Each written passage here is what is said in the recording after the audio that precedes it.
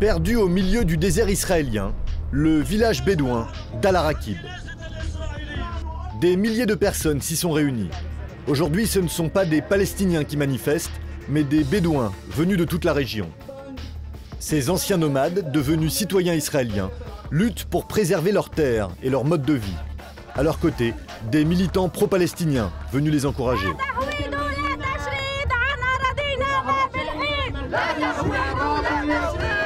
La colère gronde dans les tribus du désert. Je salue toutes les tribus bédouines du Negev et je leur dis que le temps est venu pour nous de nous dresser contre les agressions israéliennes qui visent nos terres et de nous dresser contre la démolition de nos maisons. Al-Araqib, 400 habitants, est devenu le symbole de la lutte des Bédouins pour leur territoire, le Negev. C'est dans ce désert que les nomades se sont sédentarisés. Le village s'est construit il y a une vingtaine d'années, mais pour les autorités, il est illégal. Depuis l'été dernier, les forces de l'ordre sont venues le détruire 21 fois.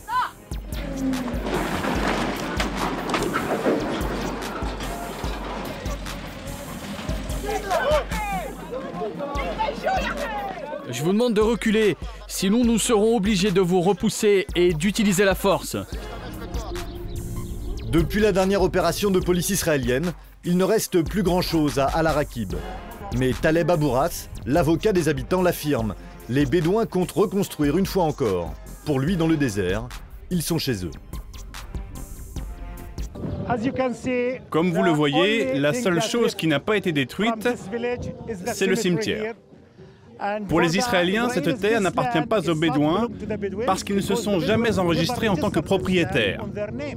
Mais les Bédouins affirment que cette terre leur appartient, qu'ils étaient même bien avant la création de l'État d'Israël en 1948.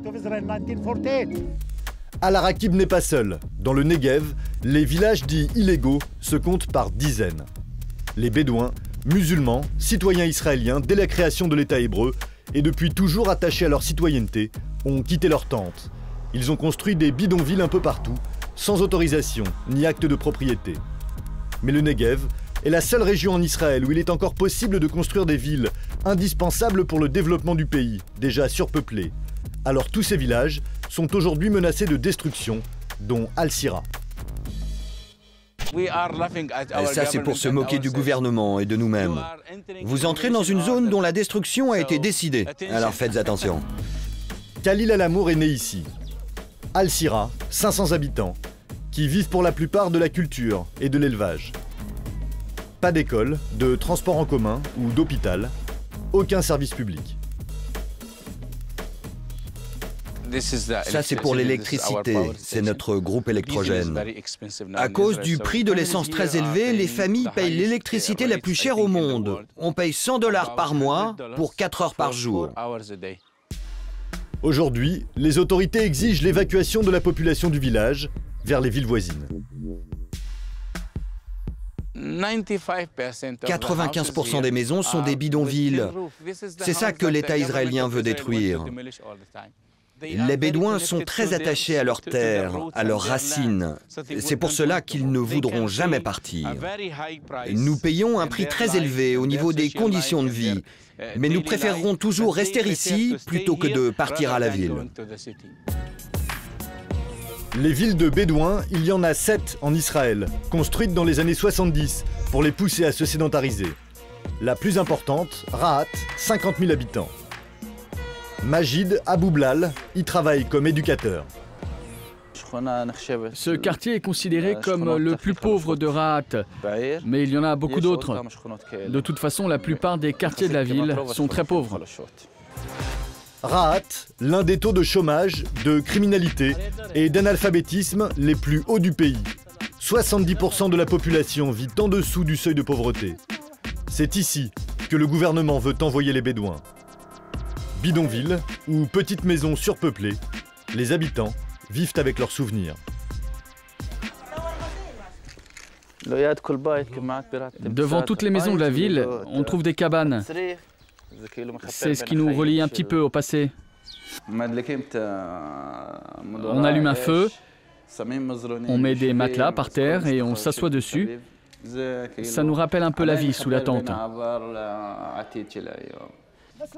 Devant la maison, une femme de 70 ans. Elle habite ici depuis 40 ans. La vie en ville, elle ne s'y fait toujours pas. On habitait dans les montagnes, on creusait des puits, on travaillait la terre, on cultivait. Avant, la vie était meilleure. Aujourd'hui, tout se compte en argent, de l'argent, de l'argent. Mais ici, il n'y a pas d'argent. Aujourd'hui, la moitié des 200 000 bédouins du pays vit dans des villes comme Rahat. Les autres préfèrent encore rester dans le désert et réclament la reconnaissance par l'État de 45 villages dits illégaux. Mais en Israël, certains luttent contre ces revendications. Meir Deutsch dirige une association opposée aux implantations sauvages. Selon lui, les Bédouins grignotent dangereusement le territoire national, beaucoup plus que ce qu'ils prétendent. La preuve, par avion. Partout, par centaines, des maisons de Bédouins. Toutes ces maisons sont illégales ? Tout ce que vous voyez par le hublot est illégal. Ils disent qu'il n'y a que 45 villages illégaux et en réalité, on en compte plus de 2000. Meir Deutsch affirme que le nombre de constructions illégales ne cesse d'augmenter. Voici sa carte du Negev. Chaque point rouge représente un village bédouin. Une menace pour l'intégrité du pays, selon lui. Vous voyez, il s'agit d'une très grande partie de l'État d'Israël. Aujourd'hui, les Bédouins ne vivent plus dans des tentes, mais dans de très belles maisons qu'ils ont construites illégalement. Si chacun d'entre nous décide de construire une maison illégalement, sur un terrain qui ne lui appartient pas, cela va devenir un chaos général. Pour Meir Deutsch, comme à Al-Araqib, toutes les constructions illégales doivent être détruites, avec une idée derrière la tête, la judaïsation du Negev. Rétamim, un village juif totalement isolé dans le désert. Aux alentours, seules quelques maisons de bédouins. La première ville est à 45 minutes en voiture. C'est ici qu'ont décidé de s'installer 50 familles religieuses, il y a 5 ans. La plupart vivaient auparavant dans des colonies en Cisjordanie. C'est un devoir de nous installer sur toute la terre d'Israël, en Galilée, en Cisjordanie et ici dans le Negev. Nous voulons peupler tous ces territoires qui nous appartiennent. La terre d'Israël appartient aux Juifs et ce n'est pas discutable. Lutte interreligieuse, guerre de territoire, c'est un nouveau front qui est en train de naître dans le Negev. L'année dernière, les autorités ont démoli 500 maisons de bédouins, plus que jamais dans toute l'histoire d'Israël, au risque de faire d'un allié traditionnel un nouvel ennemi à l'intérieur du pays.